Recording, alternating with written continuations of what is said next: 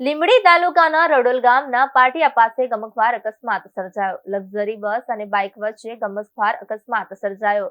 અકસ્માત એટલો ગંભીર હતો કે બાઇક સવાર પૈકી એક વ્યક્તિનું ઘટના સ્થળે જ કમકમાટીભર્યું મોત નીપજ્યું હતું, જ્યારે વધુ એક વ્યક્તિ ગંભીર રીતે ઘાયલ થયો હતો. મળતી માહિતી અનુસાર ઘાયલ વ્યક્તિને તાત્કાલિક સારવાર અર્થે સુરેન્દ્રનગરની ખાનગી હોસ્પિટલમાં ખસેડવામાં આવ્યો હતો, જ્યાં તેની હાલત ગંભીર હોવાનું જાણવા મળે છે.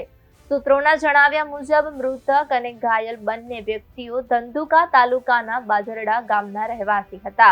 તેઓ રડોલ ગામમાં મરણ પ્રસંગમાં હાજરી આપવા માટે આવી રહ્યા હતા, ત્યારે અકસ્માત સર્જાયો હતો. અકસ્માતની ઘટનાને લઈ સ્થાનિકો અને પોલીસ તાત્કાલિક ઘટના સ્થળે પહોંચી હતી.